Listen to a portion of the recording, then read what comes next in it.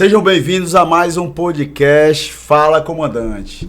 Muito obrigado à família TV Metrópole, você que está aí no domingão nos assistindo.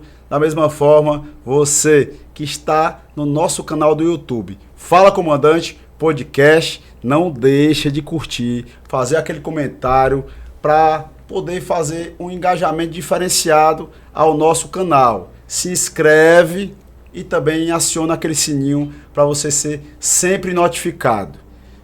Não deixa também de ir lá no Instagram, @AspraCoficial, que é a nossa principal patrocinadora. É nada mais, nada menos que a maior associação representativa de militares estaduais do Norte e Nordeste. Além de ser a maior, é a melhor. Eu sou o Wendson Borges, mais conhecido como Sargento Borges. E eu sou Carlos Moreira, Sargento Borges. O episódio de hoje é um episódio diferenciado, porque hoje o nosso convidado vai ter o prazer de levar a sua voz, a sua história também, não só para a região metropolitana de Fortaleza, mas Sobral, através da TV Metrópole 46.1. Hoje a gente estreia também em Sobral, levando a história dos nossos convidados, e ele tem um nome um pouco, não vou dizer difícil, né? Complicado de se pronunciar, mas é diferente, né? Já sabe? Delerino. Não. Delerino. Não. É. Vai, de novo. Não, agora eu não vou repetir a mesma coisa, vai. Tenente Delerino. Isso. Delerino. Pronto, Tenente Delerino. Tenente veterano Delerino. Isso. Meu comandante, muito obrigado pelo senhor estar aqui conosco para bater esse papo. Eu sei que vai ser bastante construtivo, porque história para contar o senhor tem de sobra. Em poucos minutos aqui antes do nosso podcast, o senhor já estava falando a respeito sobre tudo que o senhor vivenciou na instituição da gloriosa Polícia Militar. 14 anos de choque e mais de 20 anos como instrutor. Então é uma pessoa que tem muita qualificação. Muito obrigado. E eu gostaria que o senhor se apresentasse como o senhor gostaria de ser apresentado. Então o senhor se apresente do jeito que o senhor quiser. Tranquilo. Primeiro, Borges, Moreira, queria primeiro tudo agradecer a Deus por esse dia, por estar aqui. Agradecer o convite dos senhores, né? E dizer que a gente falar sobre a nossa vida, sobre a nossa carreira, com certeza é muito gratificante, porque durante aí esses 43 anos de existência dentro da minha instituição, eu com certeza procurei dar o máximo de mim, para que a gente pudesse aí com certeza ter a nossa consciência da missão cumprida. A minha história, ela começa aí nos meados de 80, por aí mais ou menos, 79 para 80, né? Eu nunca tive, nem tive parente policial, né? Não tive de forma alguma. E uma graça em 79, mais ou menos, aí eu já estava em torno aí de 18 para 19 anos. E eu trabalhava ali no centro da cidade, na Galeria Pedro Jorge. Como vendedor? Não, eu, por incrível que pareça, eu estava atrás de emprego, ainda era moleque ainda e tudo. Tinha passado por algumas privações, tinha perdido minha mãe muito cedo. E quem, lógico que evidentemente, aos 5 anos de idade, quem me criou foi minha irmã, Dona Raimunda. Um abraço, um beijo para ela aí. E numa época dessas coisas estavam meio ruim naquela época, a situação não era tão fácil, né? E eu parti para atrás de uma ocupação. Menino velho ainda, garoto, terminei meu primeiro grau, né, na época acho que era primeiro grau, e daí então resolvi logo partir para o trabalho, para a mão de obra. Sempre fui um moleque, graças a Deus, que sempre tive o objetivo de conseguir, de tentar conquistar as coisas da forma mais certa possível. E eu chegando, um amigo meu disse assim: rapaz, tu quer trabalhar mesmo? Vou te levar ali no local, pode ser até que lá tu arranje alguma ocupação. E eu, não, tranquilo, vamos lá. Então, ali na Galeria Pedro Jorge, que ficava bem no meio ali da Praça José de Alencar, entre General Sampaio e Senador Pompeu, tinha uma padaria, né? Padaria Modelo, não me lembro o nome ainda. E lá Chegando lá com o meu colega, o colega conhecia o gerente e disse, rapaz, esse menino aqui, um colega meu e tal, tá doidinho para trabalhar.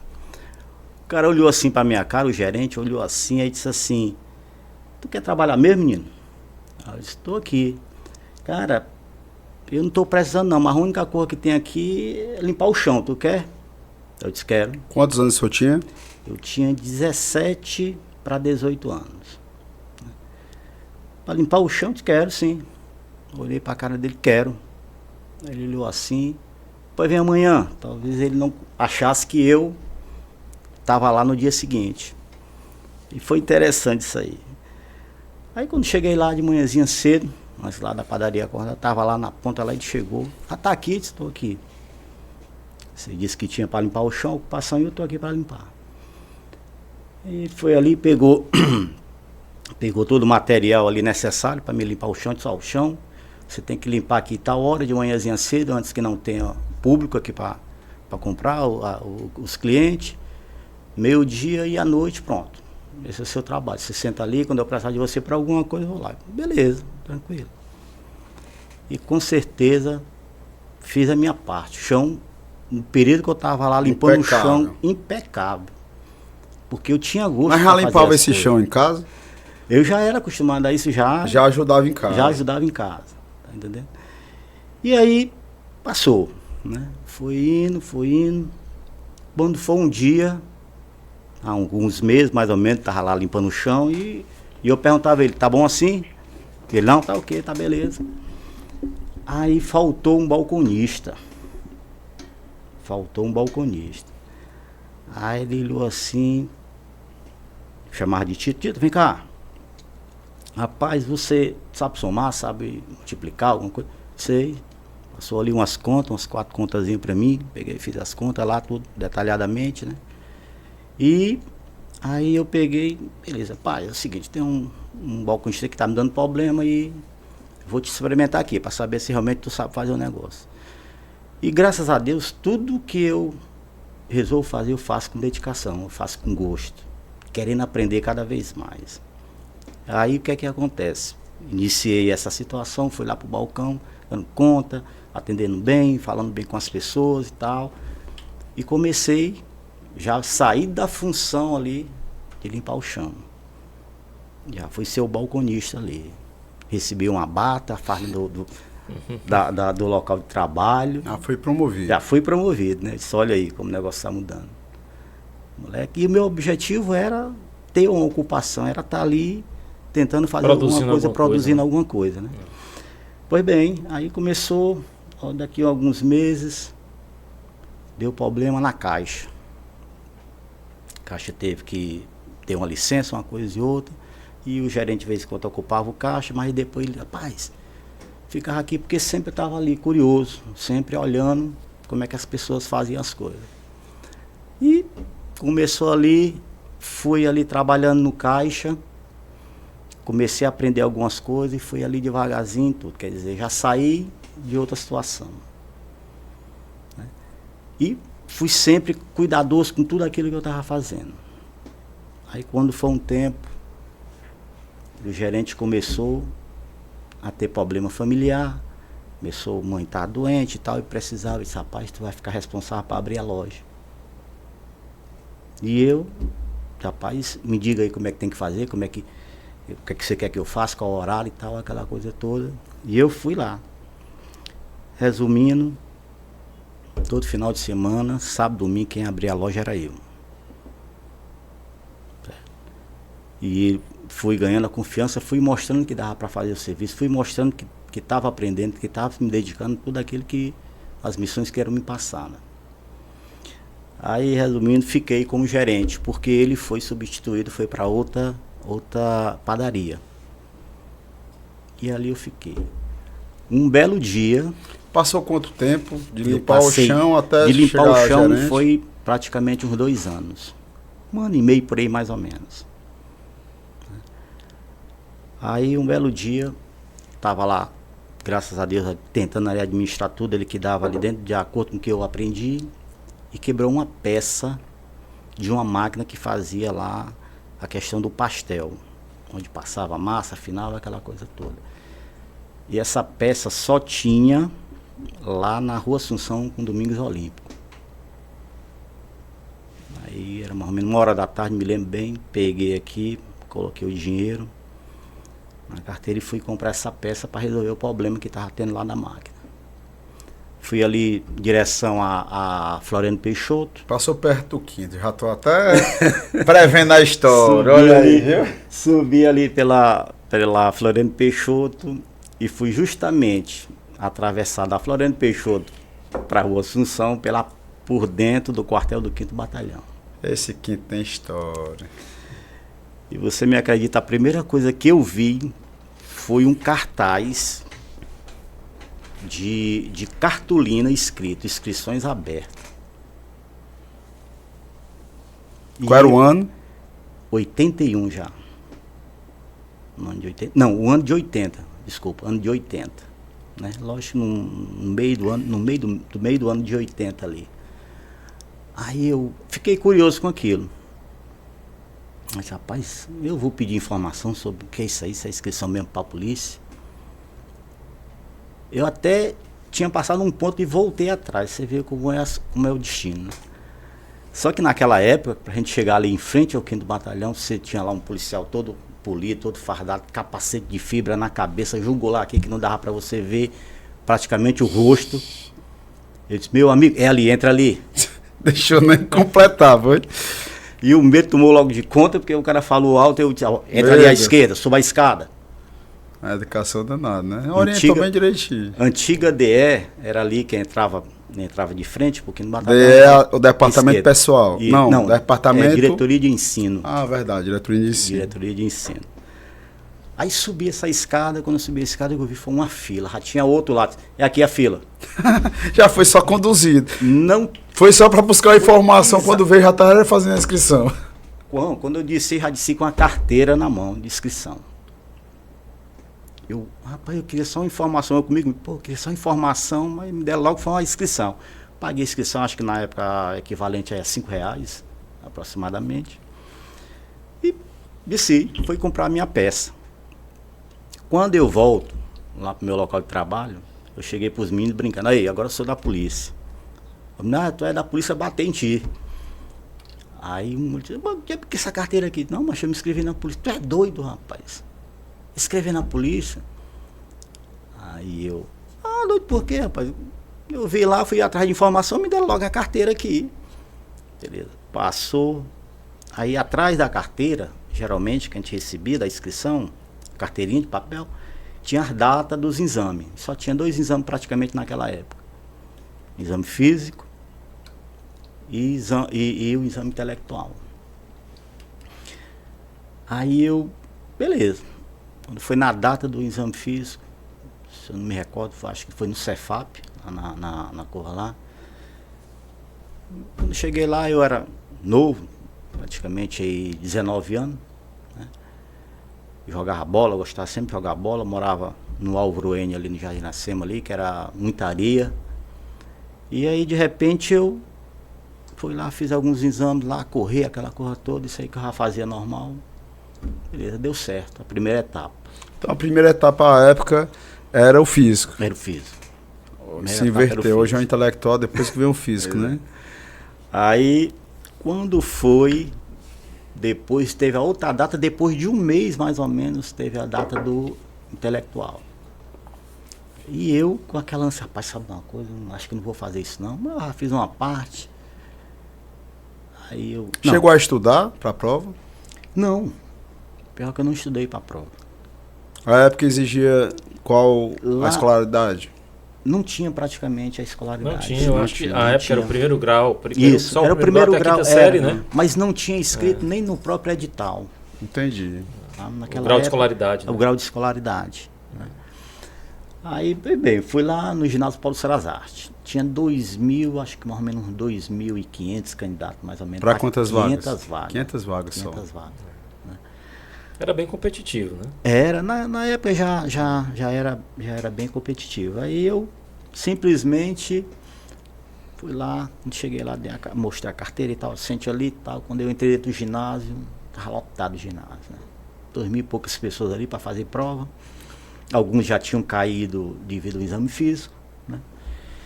Eu só sei que quando sentei lá, só vi foi a prova sendo distribuída.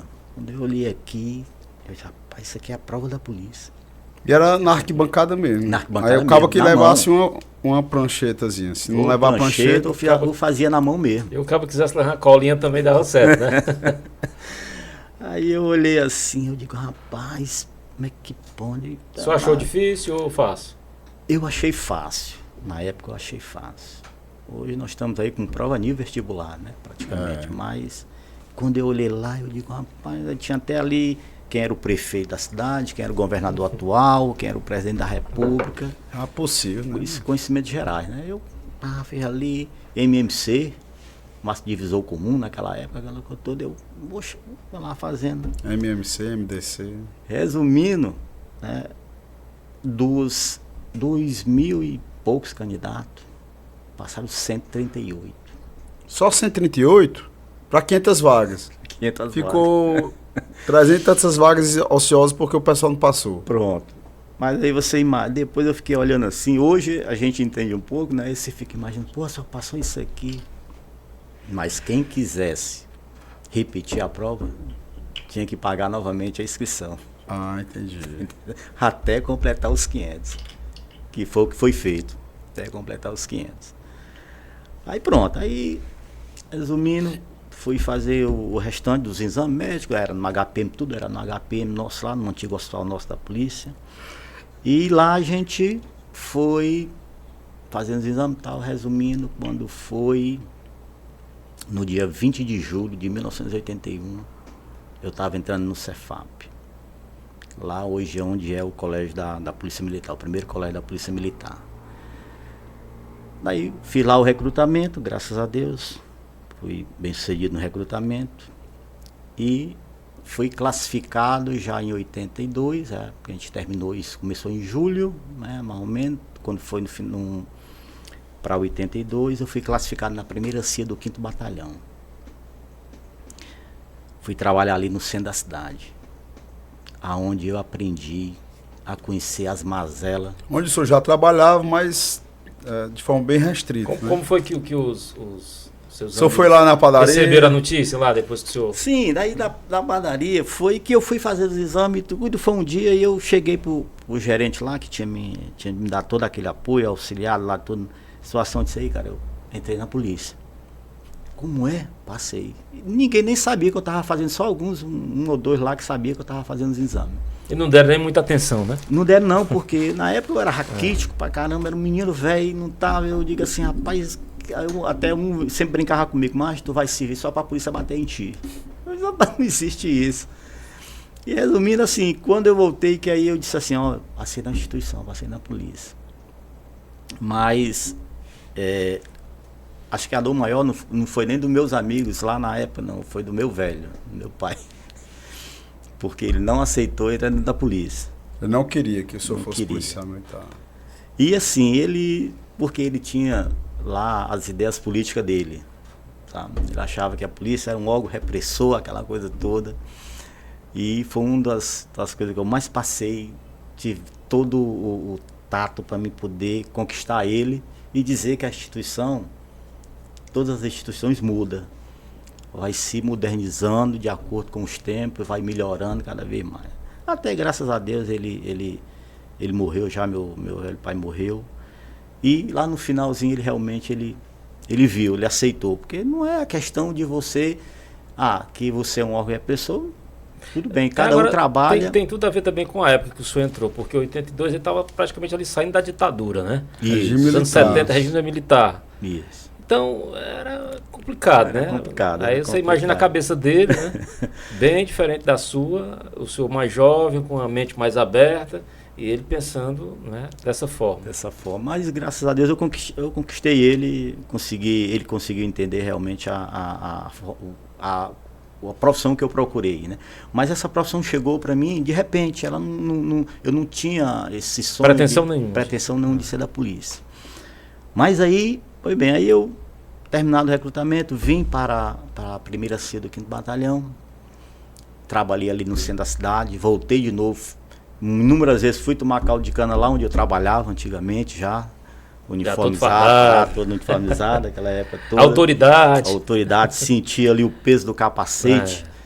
Aquele capacete não incomodava, não? Muito. Porque tem um lá na associação, às vezes eu dou uma tacadinha no bicho lá. Eu disse, rapaz, hoje em dia esse boné é tudo, né?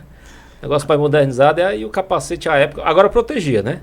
Qualquer pancada. Ele protegia porque era assim, uma fibra, dependendo da posição que você, ou algum peso, ou alguma coisa na sua cabeça, ia proteger, talvez até algum tipo. Naquela época a coisa mais rara era a gente enfrentar um bandido que tivesse uma arma de fogo potente, aquela coisa geralmente era os 32. Era muita arma branca? Isso, aí a arma branca já era demais ali no centro da cidade, principalmente. Naquela época ali existia digamos assim, um movimento de delinquente ali e tal, o pessoal tudo preparado, que só vivia ali, mas era digamos assim, furtando as pessoas, né? Ali o centro da cidade sempre sempre foi o carro-chefe ali de roubo à pessoa, né? E naquela época já a gente já começava ali a imaginar, digamos assim, trabalhar na imagem daquelas pessoas que faziam isso. Nós, como policiais ali, a gente tinha esse macete e a gente foi aprendendo os modos operantes dele, aquela situação toda, e a gente ia, digamos assim, tentando fazer o mais possível de tranquilizar as pessoas, geralmente ali em questão de praça, que a gente trabalhava mais nas praças de Alencar, Estação, do Ferreira, que era o maior fluxo de pessoas que existia ali no centro da cidade. Eram os praças cuidando das praças. Das praças, exatamente. Aí, graças a Deus, eu passei ali, depois fui para CIA Motorizada, Boina Verde. Era a única unidade que tinha viatura na Polícia Militar. Caramba! Nessa época só era essa pé. Companhia, o resto Não, tudo os era demais pé. era pé. Era pé. Que era o POG, que era o Aí policiamento se geral. deporasse com o bandido, tinha que correr atrás. Não, tinha que chamar. Primeiro ligava lá pro Copom na época, né? E chamavam uma viatura, mas você quisesse fazer a prisão, tinha que correr atrás do bandido. Não tinha como não. Imagine correr com um capacete, um cacetete. Mas como é que faziam as ocorrências, por exemplo? Rapaz, agora uma ocorrência no Antônio Bezerra. Aí não tem viatura. Pronto. Então não tinha essas ocorrências nos bairros periféricos. A CIA-DRP, ela era a companhia que ela só trabalhava motorizada. Então ela auxiliava todas as poucas unidades que tinha em Fortaleza. E região Quem metropolitana. atendia a ocorrência eram eles. Só era eles. As companhias independentes que tinha descentralizada do 5º Batalhão não tinha viatura. Essas viaturas da CIA-DRP ia lá para essas áreas para auxiliar lá. Entendi. Tá entendendo? Toda Fortaleza. Não tinha como hoje tem cada unidade. Era a especializada da época.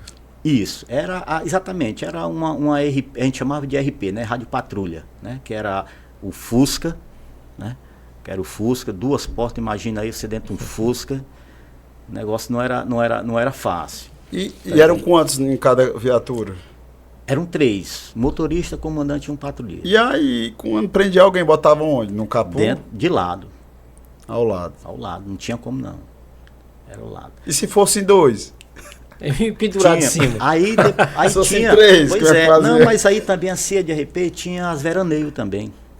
Que era muito tinha comum um camburão época, chamado camburão, né? O camburão antigo qualquer coisa tinha. pediu o apoio do camburão. Podia, a gente já havia ali a necessidade de uma veraneio, de um camburão. Que é a gente marra aqui para lá. Né? Porque na época era. Pra levar para passear. Aquela época o senhor atuava muito no centro de Fortaleza. Hoje a gente vê muito menor de idade, muito adolescente, por conta da incidência da droga, né? Esse aumento exacerbado. A gente nota assim a juventude, infelizmente, o uso aumentou muito. Aquela época não tinha tanto, né? Não. Por incrível que a criminalidade pareça, também era bem menor. Por incrível que pareça, a entrada desse tipo de entorpecente, eu vejo isso que eu morei ali na Idelfonso Albano, ali na Aldeota, na Idelfonso Albano ali com a abolição. Ali existia uma rua que existe ainda, chamada Nogueira Scioli. Ali onde iniciou-se muita coisa na realidade da maconha, por exemplo, que era a droga mais fácil, né? Então por ali já existia alguns boyzinhos que praticavam esse tipo de digamos assim, era mais tipo classe média? Classe média, tá entendendo? E ali eu morei ali na época, estudei numa escolinha lá, muito antes, aí já eu tinha 5, 6 anos, 7 anos de idade mais ou menos, né? E por incrível que pareça, foi onde surgiu. Logo, quando eu estava na polícia, foi onde começou a surgir esses boatos que existia esse tipo de droga por ali, naquela região. Depois isso foi se expandindo, Fortaleza, em muitos outros locais, né? E hoje, infelizmente, tá como tá, né? Essa expansão exagerada aí da droga, dessas facções, aquela coisa toda. Piorou muito, né? Muito, muito, muito. Mas aí é aquela situação. Eu vejo sempre que a nossa instituição, ela tem todas as condições de combater isso, né? Com inteligência, com efetivo, com policiais determinados. Isso aí não resta a menor dúvida que com certeza tem condições sim de pode ser até que não acabe, mas controlar, diminuir, isso aí ela tem todas as condições de fazer isso. Eu também tive uma oportunidade na minha vida também, certo, de fazer parte da City Choque. City Choque foi depois que eu saí da CIA motorizada, eu tive a oportunidade de ser transferido para City Choque, na época em 83. City Choque é o que hoje é o choque. Hoje, exatamente, hoje é o complexo de choque, como a gente chama, né, que tem várias unidades de choque. E em 83, quando eu cheguei, eu me destaquei e fui para o GPE, Grupo de Pronto Emprego. Era como se fosse hoje o COTAN aqui, operando, né? E essa viatura dava apoio a todas as outras viaturas da CIDRP. Se fosse uma ocorrência de alta complexidade, né, a gente tinha mais armamento, tinha mais equipamento e tudo, e a gente sempre ia lá dar o apoio que fosse necessário para qualquer tipo de ocorrência dessa natureza. Aí em 85, né, foi criado o Batalhão de Choque, BP Choque na época. Né? Aí depois foi criada as companhias especializadas,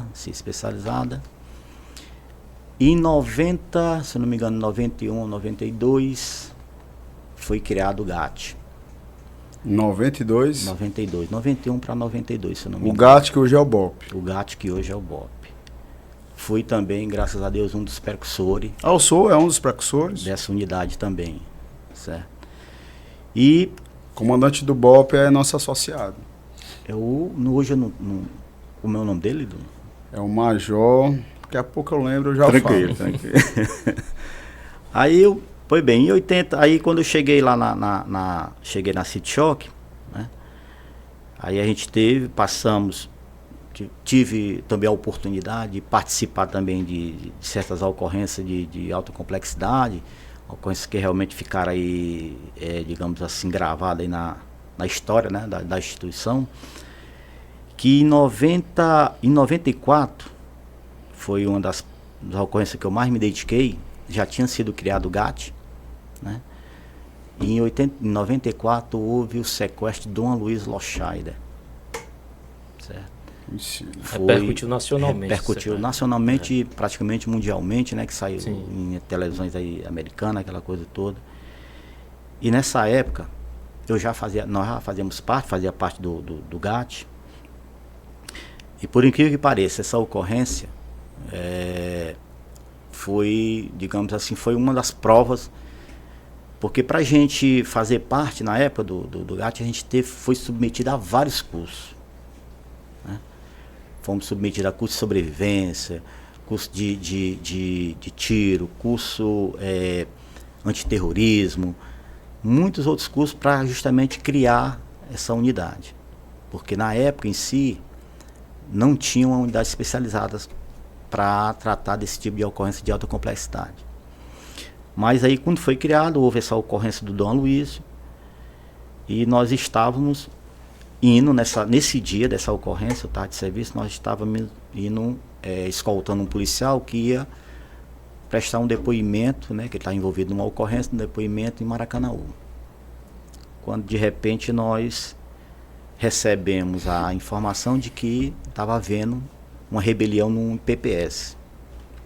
Você vê como bastante o Dom Luiz sempre visitava, né? Isso, ele foi visitar lá a questão, ver como é que estavam as situações lá dos presos, aquela coisa toda, e foi toda uma pastoral, que tem lá dentro, tinha uma pastoral lá do preso, aquela coisa. Que a igreja toda. Até hoje faz esse trabalho, não só a igreja católica, mas também a universal e outras mais, isso, né? Exatamente. E quando a gente ia se deslocar lá para fazer essa escolta do policial, nós recebemos essa informação e disse, rapaz, como é que está a situação lá? Me lembro bem que o comandante na época era o Tenente Castro, né? Acho que hoje é major ou tá na reserva, se eu não me engano. Está na reserva. Então eu era 90, eu já era cabo, fui cabo em 87, né? Eu já era cabo em 94 e a gente partiu lá para o IPPS. Partimos lá para o IPPS. Nessa situação, na época, acho que o governador, se não me engano, era o Ciro. Acho que em 94 era ele. 94? Era. E começou lá uma negociação, porque nessa situação lá gerou que o Carioca conseguiu chegar até o Dom Aloysio e dali deu uma chave lá de braço nele, colocou lá um objeto lá tipo um coçoco, alguma coisa assim. Pontiagudo, né? Pontiagudo, né? O pescoço dele, né? Pois é. Só que nessa situação lá, nós tínhamos um policial, 2 ou 3 policiais nossos dentro da sala lá. Só que um ficou ferido, né? Na tentativa lá de querer salvar não só o Dom Aloysio, mas os outros também. E ele sofreu um disparo com a arma que foi tomada, a arma lá dele lá, né? Que era o soldado Demétrio, ferido no braço. E o Demétrio ficou caído lá no chão, né? E sentado lá na parede, o Dom Luiz no outro. Então, quando nós chegamos lá, estava essa situação, estava esse cenário. E nós aí começamos, na época, quem tomou a frente lá foi acho que era capitão, ou era tenente, ou era capitão Gondim, muito conhecido, né? Conhecidíssimo. Que foi um dos integrantes lá do COI da época lá. E aí a gente, quando chamou a gente, a situação tá assim, vamos fazer aí um treinamento aqui paralelo para saber identificar onde está cada peça aqui e nós vamos ter que entrar. Priorizar, o objetivo é resguardar a vida do Dom Aloysio e a vida do nosso policial. Só que era uma situação difícil pra gente. Eram mais ou menos quantos presos à época? O senhor tem noção? Torno de 13. 13 a 14 presos. Numa sala, no auditório. Isso foi no auditório. Começou essa ocorrência dentro do auditório lá do IPPS. Aí ficamos lá fazendo treinamento e tal. Depois começou a chegar a autoridade, chegou a Polícia Federal, chegou o próprio Ciro, chegou também o comandante, tudo. Não me recordo bem aqui quem era o comandante na época. Muita tensão, né? Aí ficou logo, gerou uma situação, começou a ser divulgado mundialmente. Pois bem, aí o que é que acontece? Então, tudo planejado para nós fazermos ali a entrada, invadir realmente e tentar salvar ali todos os reféns que estavam ali perante aquela situação. Foi a primeira ação, enquanto o senhor polícia, que marcou, que teve uma repercussão. Teve uma repercussão, exatamente. Tive outras, mas essa sempre me marcou porque foi uma, digamos assim, uma caminhada suada, árdua, até o desfecho final dela, né? Veja bem, nós ficamos lá, aquela situação toda, de repente chegou uma hora para a gente sair do presídio. O gato tem que sair daqui, determinação superior tem que sair daqui. A gente, por que tal? Não, tem que sair. Aí entramos, e só para você ter uma ideia, outra situação também que cola isso, que na época a nossa corporação estava com deficiência de viatura. E quem cedeu os carros de melhor condição foi a Secretaria da Fazenda. Cedeu 2 verandas boas. Não tinha nem viatura para fazer. Não tinha naquela época, estava um pouco sucateado as viaturas e não tinha essa condição. Aí, resumindo, a gente vai e saímos nessas viaturas, saímos do local. Pegamos direção a Horizonte. E ficamos lá.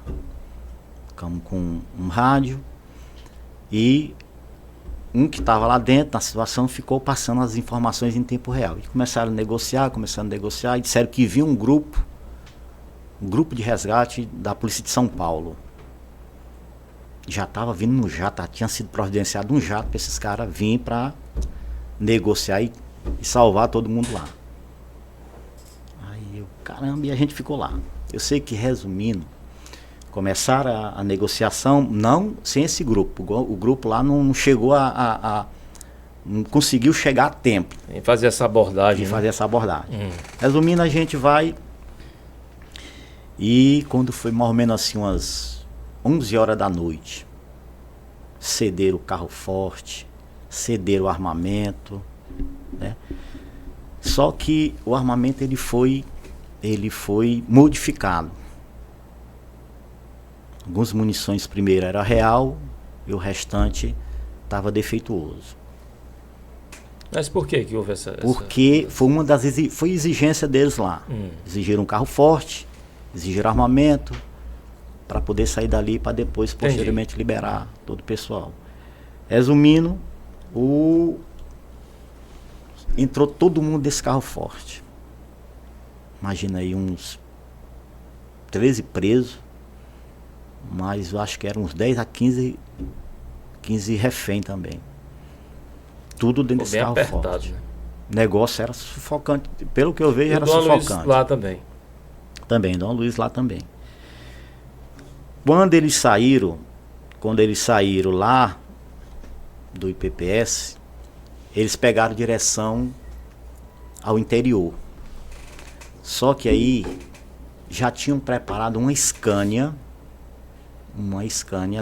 da Coelce, na época. E assim que o carro forte passou, a Scania fechou a BR-116. Não passou ninguém. Polícia Federal, Polícia Civil, Polícia Militar, ficou todo mundo enganchado. Aí quando o nosso comunicador passou e disse, olha, tá indo na direção de vocês aí. Isso já era 11 horas, só nós lá num localzinho na beira da BR-116, que na época não tinha iluminação, não tinha nada. Aí quando ele passou pela gente, o carro, a gente só via as lanternas traseiras do carro forte. Aí, devagarzinho, a gente apagou as luzes e fomos só aqui na linha branca, balizando na linha branca. Não era duplicada a época, né? Na época não, era uma via vai, outra via vem. E aí começamos. Aí disse, agora tá com a gente. Aí saímos. Aí seguiram direção, foi Horizonte, passar pelo Horizonte, depois Pacajus e chegar lá perto do triângulo de Chorozinho. Chegaram antes dessa situação, liberaram aí mais ou menos uns 6. Liberaram uns 6 reféns mais ou menos aí. Acho que o negócio estava, com certeza, ia estar muito apertado lá dentro, só que Dom Luiz não foi liberado nessa leva que eles pararam. E a gente, quando eles pararam, a gente viu que eles pararam, a gente parou atrás. Só que lá vem uns 6, 7 pessoas para cima do carro da gente. E a gente sai, pode perder. E eles deram de marcha para frente. Aí a gente perdeu um tempozinho ali, mas a gente conseguiu na trilha lá, vamos lá direto de novo e vamos atrás. Resumindo, eles saíram e foram em direção a Quixadá. Que um dos motoristas tinha parentes na região de Quixadá. Só que nessa demora, aquela coisa toda, nós perdemos a visualização do carro. E aí, o que aconteceu? A gente ficamos ali naquela região. Ibaretama, Quixadá, por ali, mas pô, esses caras estão por aqui, perto da Serra Azul. Já mais ou menos 5 horas da manhã, a gente pegou informação que estava numa fazenda perto da Serra Azul, ali em Quixadá. Aí a gente viu, identificamos a trilha que ia, a estrada carroçal que ia para essa fazenda, e a gente entra.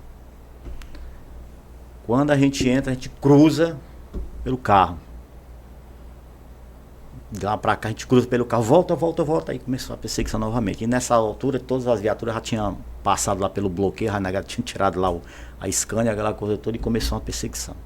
Eles saíram dessa estrada carroçal, pegaram a pista, pegaram outra estrada carroçal e foram em direção à Serra Azul.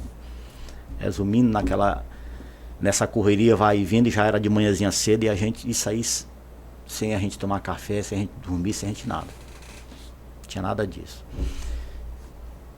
Foi direção à serra, direção e o bicho era um piloto, o cara do carro forte era um piloto.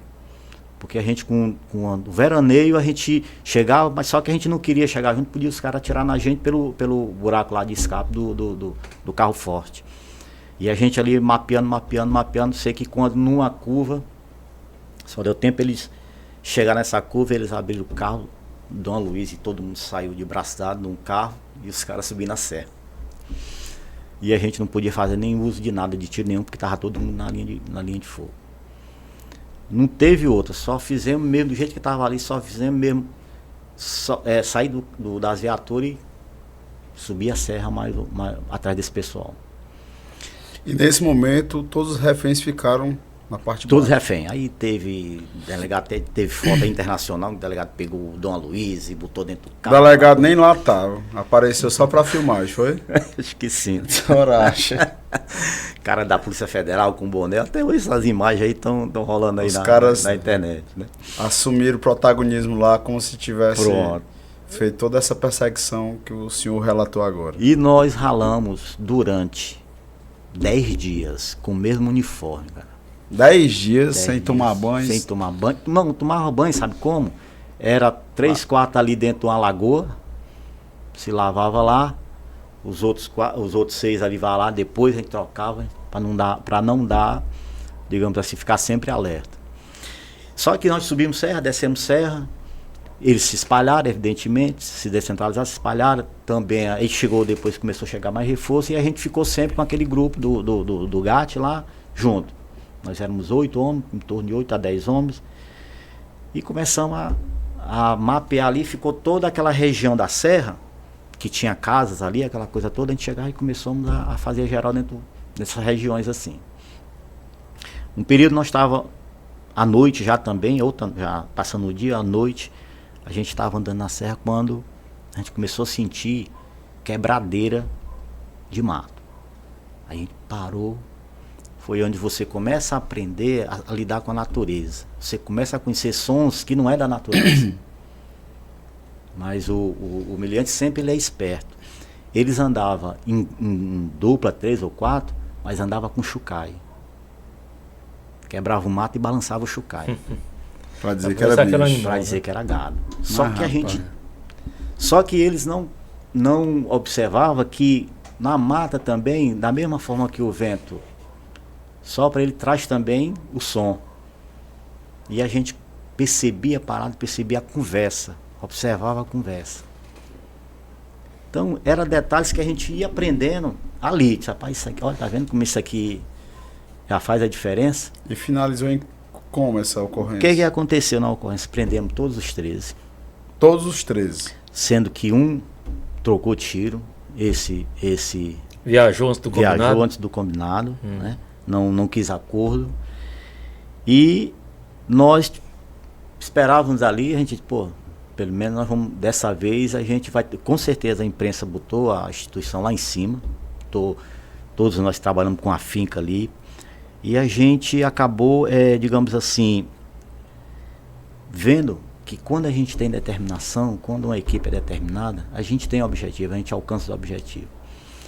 E foi, acho que para mim, marcou muito porque foi uma das missões mais bem sucedidas, né? Uma das missões sucedidas que eu participei, que eu tive, que eu senti na pele, o que hoje, com certeza, a gente tem, com certeza a instituição tem muito policial determinado, mas a gente precisa sim, a gente precisa ter sangue no olho, para a gente poder alcançar o objetivo e ter bons resultados na missão. Tenente, essa ocorrência emblemática que repercutiu mundialmente, que o senhor fez parte, só não fez parte da foto, né? Da finalização. Ou seja, o senhor não ganhou os louros em que o senhor e os outros guerreiros, de fato, cumpriram a missão, passando 10 dias ali, passando fome, sede, não tendo o devido asseio. O senhor enxerga que hoje, em pleno 2024, teríamos policiais cumprindo nesse mesmo nível de missão que o senhor cumpriu nessa época? Temos. Eu acredito que os nossos guerreiros do BOPE, né, o pessoal que foi forjado ali em um treinamento bem mais duro, né, bem mais fortalecido, tanto físico como mentalmente. Eles dão continuidade ao legado do senhor e de outros tantos que fizeram esse diferencial. Obviamente, ainda mais eu, na condição de pé duro, né, de POG, eu não sou uma pessoa que tem cursos operacionais, né, então eu nunca fui muito voltado a esse tipo de sofrimento. Porém, eu sou admirador de quem tem a coragem, a resiliência e o interesse de ser diferente. Não é que sejam melhores, mas eles pagam uma etapa muito mais dura do que o normal. Qualquer policial militar ele pode ser de uma especializada. Eu vou generalizar o BP Choque, né, que tem o COTAN, o BOP, o BEP, né, que está dentro do COTAR, enfim, né, o complexo do choque. Tem a própria especializada que é o raio. Então essas pessoas elas se tornam um pouco diferentes porque desde o curso para poder ingressar é diferente e é mais difícil. Então, de forma geral, nós temos um número bem maior de policiais em comparação à sua época que tem essa qualificação mais aprimorada. E a consequência deveria ser que nós tivéssemos ainda mais segurança pública de qualidade, tendo um efetivo maior, por mais que a população aumentou ao longo do tempo. Então, nós temos uns 184 municípios policiais trabalhando. O raio foi a parte operacional da Polícia Militar que mais se expandiu no estado. Mas, em contrapartida, ainda existe esse sentimento de insegurança no nosso Ceará. E o senhor anteriormente comentou que as forças policiais elas têm condições de enfrentar o crime organizado. E eu acredito no que o senhor falou. Porém, não está acontecendo. E ninguém aqui vai entrar no mérito. Até porque nós somos militares e estamos regrados a se limitar a determinadas opiniões. Mas, fazendo um comparativo, a sua época e a polícia de agora, quais são as principais diferenças que o senhor consegue identificar? Pronto, eu vou dizer que a questão hoje da qualificação policial militar, ela é importante.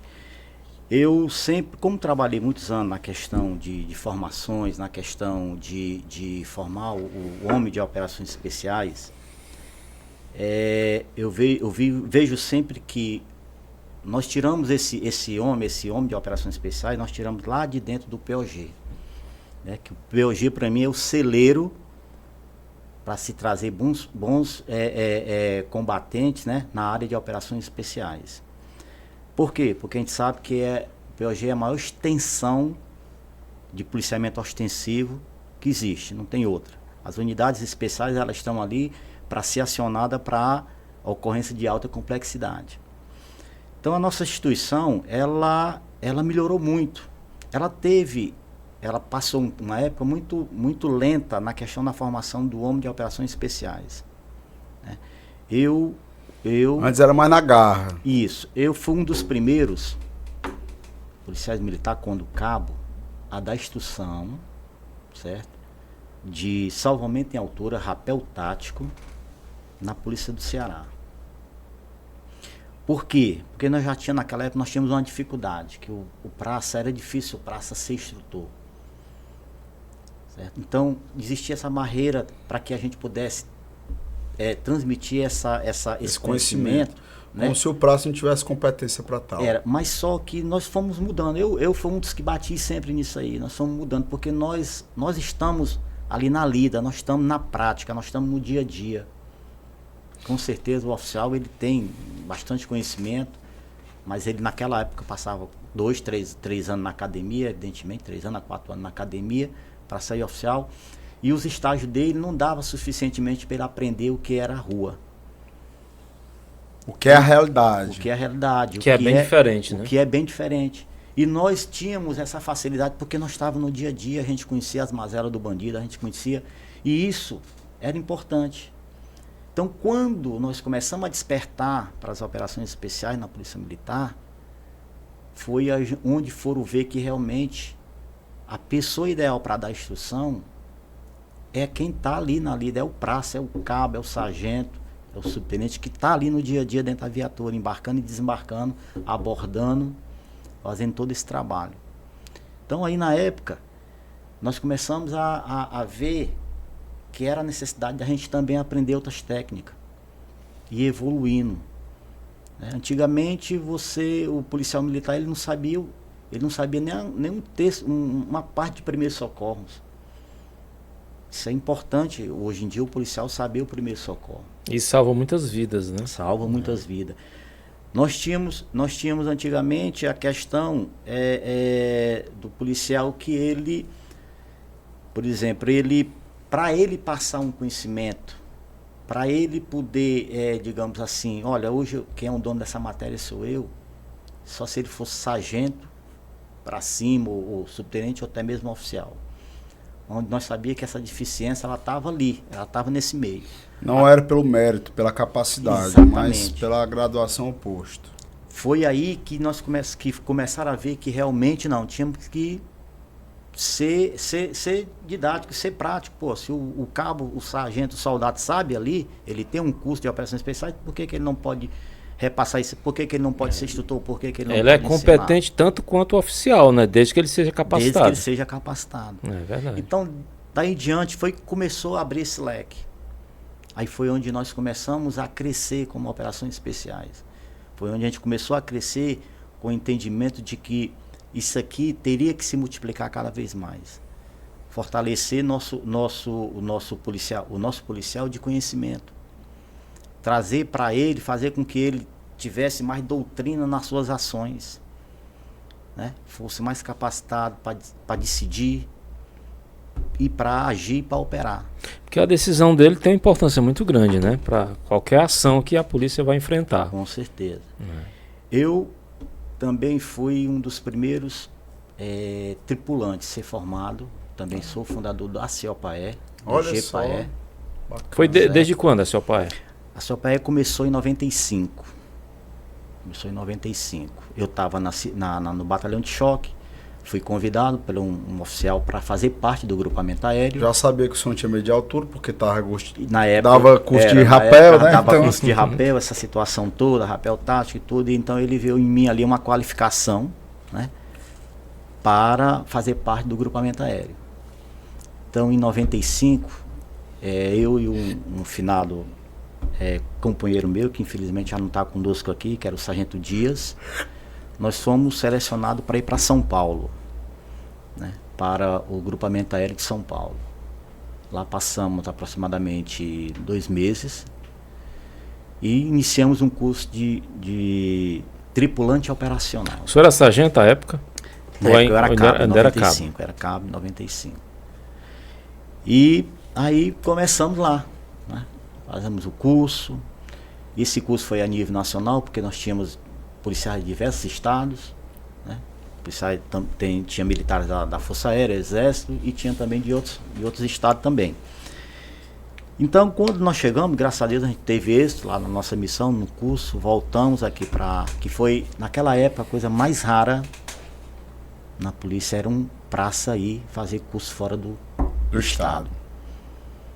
Era raríssimo. eu imagino. Certo? Ainda é.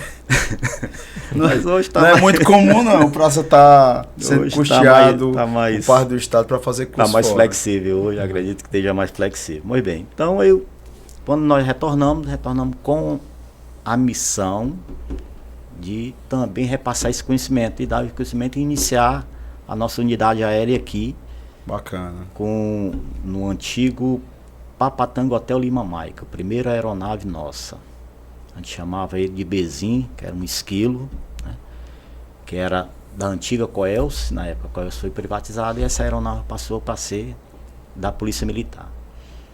Depois em 2000, acho que 2000, na época do governo Tassi, por aí, acho que era 2000, 2001, foi onde o governo se interessou a mais, viu que realmente a unidade era um processo de policiamento importante para a segurança pública, né? e comprou mais 3 aeronaves. Então foram adicionadas mais 3 aeronaves e foi criada a CEOPAE. E hoje o CEOPAE é referência nacional. Tem pessoas que vêm de outros estados para cá. O CEOPAE hoje ele é uma escola de aviação.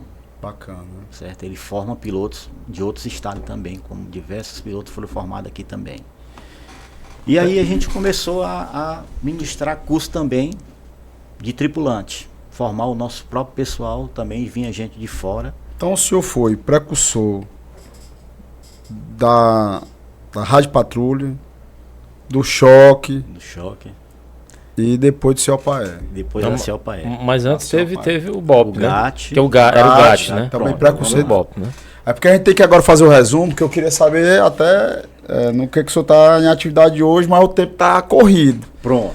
Eu queria só que o senhor assim, olha, eu comecei aqui assim assado, e depois eu gostaria de saber como é que o senhor está atualmente, qual é a atividade. Hoje é só avô, pai, e está curtindo a família, ou está exercendo alguma outra atividade?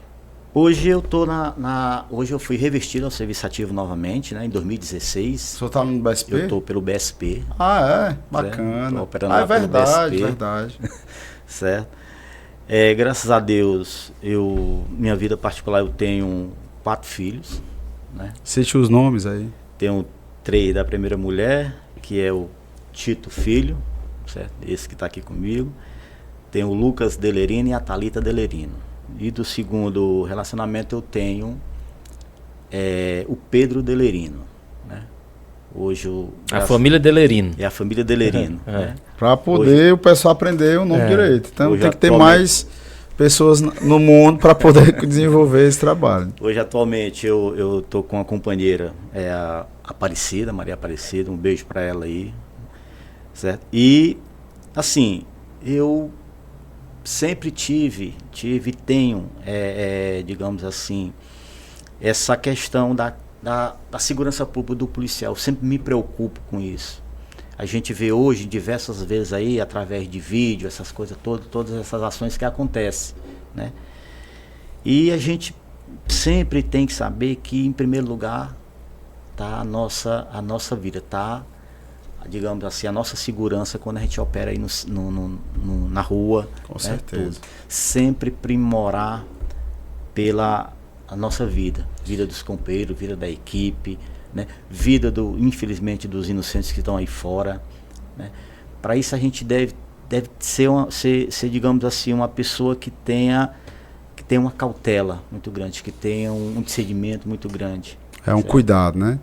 E comando, então o senhor foi, para pontuar, o senhor foi precursor Rádio Patrulha, depois foi para o choque. O choque, do choque criou também, foi um dos precursores do choque, do GAT, que hoje é o BOP. Do Fator, que não existe mais, tem algum substituto? Mais. Não, né? Não, o Fator na época acabou e depois começou a surgir o Cotan, né? Era semelhante, Pronto, né? Exatamente. E né? Aí depois fui para o grupamento aéreo e tive também a oportunidade de trabalhar 4 anos na Força Nacional. Passou ainda 4 anos lá. Passei 4 anos dividido, 2 anos, depois passei mais 2 anos. E hoje está novão ainda lá no BSP. Lá estou pelo BSP hoje, tendo uma nova experiência no trabalho, né? Que é a segurança patrimonial, que às vezes a gente não observa, mas também é de suma importância. E tem muita responsabilidade, né? A gente ser responsável pelos prédios públicos, né?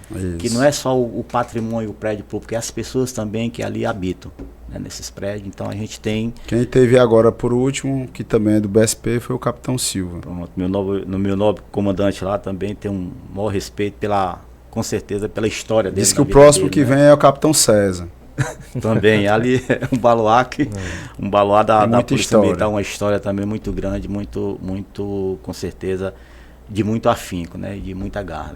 Tenente, eu tenho certeza que o senhor teria histórias para...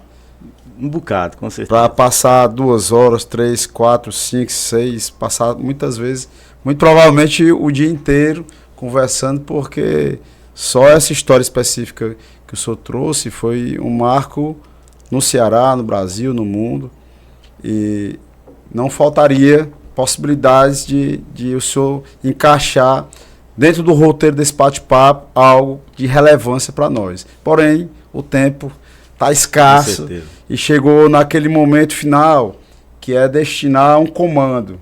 Então, gostaria de saber do Carlito qual é o comando desse bate-papo para que a gente possa dar a finalização desse nosso podcast. Pronto. Meu comandante, o meu comando é operacionalidade. O senhor é operacional indo e voltando. E desde o princípio o senhor mostrou que é capaz, que foi forjado para isso. E hoje o senhor olha, eu tenho certeza para a sua história, o senhor tem muito orgulho das ações que o senhor desenvolveu, né? De tudo aquilo que o senhor fez e repassa hoje para a sua família, para os seus filhos, para os seus amigos, para os policiais que estão entrando agora, para aqueles que querem entrar na instituição, ter o senhor como referência. E o meu comando vai ser uma palavra que nós usamos muito e tem novamente um nome composto, para trazer um diferencial. É o precursor tático. É o cara que saiu da periferia para trabalhar no centro, foi limpar o chão, chegou a ser gerente, por acaso viu a inscrição da Polícia Militar, ingressou na Gloriosa e dentro da corporação igualmente teve o propósito, desde os primórdios da sua própria vida, crescer, se aprimorar, inovar junto com a corporação. Então, esse nome eu acredito que é muito apropriado, que é algo que o senhor fez e está fazendo até hoje no BSP. Então, esse é meu comando. E qual é o comando que o senhor tem para deixar de reflexão aos internautas e aos que nos assistem na TV Metrópole? O comando que eu deixo é que cada um tenha um posicionamento de determinação, de coragem, resiliência. Tudo na vida, quando a gente conquista com dificuldade, a gente aproveita da melhor forma possível, porque ela é duradoura. Então, o que eu aconselho a todos os colegas hoje que estão aí na segurança pública, que não baixe a cabeça, se mantenha sempre alerta, de cabeça erguida, cuidando não só da sociedade, mas cuidando também da família, principalmente da família e dos pares, porque nós não podemos perder a guerra, jamais. Seremos sempre combatente até quando Deus quiser. Meu comandante, tenente veterano, muito obrigado pela sua participação. Realmente o senhor deixou algumas poucas histórias bem detalhadas para que a gente possa trazer reflexão, e a sua história por si só, né, desde limpador de chão e estar presente em várias especializadas nos primórdios da nossa instituição Polícia Militar, né? Cada setor, o senhor foi, como eu havia mencionado anteriormente, o senhor também precursor. Então, precursor tático com certeza foi um comando bem assertivo pelo que o senhor fez na sua vida. Muito obrigado pela sua participação. Eu que agradeço, Borges, Moreira, agradeço pelo convite. Espero, e quem sabe em outro tempo, ter uma oportunidade para a gente continuar o nosso bate-papo. Complementar, porque tem muita história. Com certeza. Muito obrigado. Muito obrigado. E você, gostou? Você que está aí no YouTube. Aqui a gente vem encontrar, mas não tem problema. Curte, compartilha com outras pessoas que vão achar interessante. Tem muito policial militar, veterano e outras pessoas que vão lembrar dessas histórias que foram apresentadas hoje. Curte, comenta, compartilha, aciona o sininho, se inscreve no nosso canal. Muito obrigado a vocês que fazem parte da família TV Metrópole. Também, se puder, vai lá no Instagram, #AspraCoficial, como também #Sargento Boys 190. Vai lá que vai ter os cortes no nosso Instagram, em que você também vai acompanhar um pouco desse podcast Fala Comandante. Muito obrigado a todos vocês e até a próxima. Minha continência e respeito.